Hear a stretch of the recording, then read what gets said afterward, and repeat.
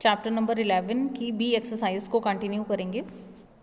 Question number 4, किसी machine के मूल्य में 12% वार्षिक दर से अवमूल्यन होता है, यानी कि जो मशीन का मूल्य है वो 12% वार्षिक की दर से घट रहा है ईयरली, ठीक है, क्योंकि वार्षिक दिया हुआ है और अवमूल्यन मीन्स घट रहा है। यदि मशीन का वर्तमान मूल्य 29,040 है तो 2 वर्ष पूर्व इसका मूल्य कितना था।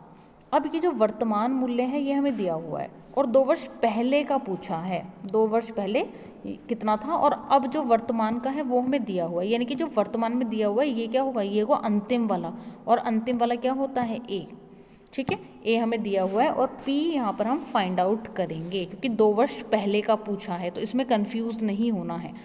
और इस क्वेश्चन में हम जो फॉर्मूला अप्लाई करेंगे वो माइनस वाला करेंगे, क्योंकि जो वृद्धि की दर है, जो इसमें दर है वो वृद्धि की नहीं है बल्कि घटने की है, यानी कि ऋणात्मक दर है या अवमूल्यन है। तो सॉल्व कैसे करना है, सबसे पहले हमने लिख लिया जो हमें दिया हुआ है क्वेश्चन में। अवमूल्यन की दर हमें दी हुई है 12% वार्षिक, मशीन का वर्तमान मूल्य दिया हुआ है लेकिन 2 वर्ष पहले का पूछा है।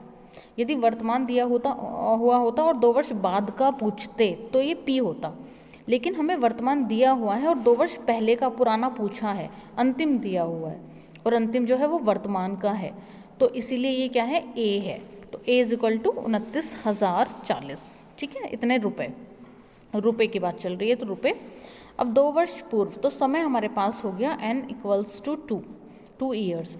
मशीन का मूल्य कितना होगा, यानी कि 2 वर्ष पहले की यदि हम बात करें तो मशीन कितने रुपए की थी, ठीक है। तो यहाँ पर हमने पी कैलकुलेट करना है, तो फॉर्मूला वही लगाएंगे जो अवमूल्यन का हमने समझा था।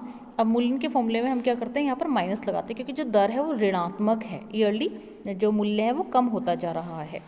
तो अब यहाँ पर हमने ए रख दिया क्योंकि ए हमें गिवन है, ए इज इक्वल टू 29,040, तो 29,040 ए के प्लेस पर सेट करा। पी फॉर्मूले में 1 माइनस आर की जगह पर हमने रखना है 12 और एन हमें दिया हुआ है 2 ईयर्स, तो एन की प्लेस पर रखा हमने 2। अब क्योंकि हमें पी फाइंड आउट करना है तो पी को हम छोड़ेंगे राइट हैंड में ही और बाकी सारे टर्म्स को लेफ्ट में लेकर के आएंगे, लेकिन उससे पहले हमें यहाँ पर सॉल्व करना है इसको एलसीएम लेकर के। अब यहाँ पर है 1 माइनस 12/100, इसको सॉल्व करने का क्या तरीका है, यहाँ पर 1 लेंगे और एलसीएम आया 100, और क्योंकि यहाँ पर 1 है तो 100 आ जाएगा यहाँ पर, और माइनस 12, 100 में से 12 माइनस करेंगे तो आएगा 88, तो 88/100, ठीक है। तो यहाँ पर 88/100 लिखा हुआ है सॉल्व करने के बाद, और पावर जो है वो 2 है क्योंकि n 2 ईयर्स है। अब यहाँ पर 29,040 और 88 अपॉन में है 100, ठीक है। अब जब 88/100 जो है वो दूसरी साइड में जाएगा और इसकी पावर 2 है तो 2 बार है ये, तो क्या हो जाएगा, दूसरी साइड में जाकर के जो 100 है वो हर में है तो दूसरी तरफ जाकर के वो अंश बन जाएगा, और कितनी बार, 2 बार, क्योंकि पावर 2 है, क्योंकि 88/100 की पावर 2 का मतलब है 88/100 इंटू 88/100, तो दूसरी साइड जाकर के बन जाएगा ये 100/88 इंटू 100/88 2 टाइम्स, ठीक है। ऐसे लिख लिया। लिखने के बाद हमने इसको सिंप्लीफाई करा है, जो भी हमें लगता है जिस भी पहाड़े से ये संख्याएं कट सकती हैं उन संख्याओं से हम काटेंगे।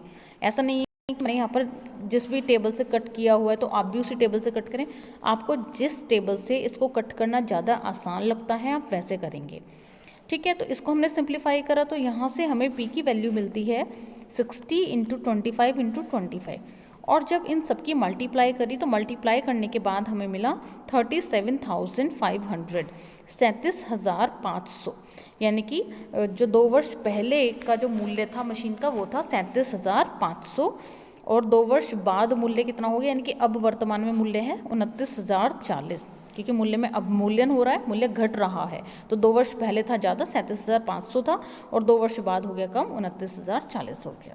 तो इस तरह से हम अवमूल्यन के क्वेश्चंस को सॉल्व करेंगे।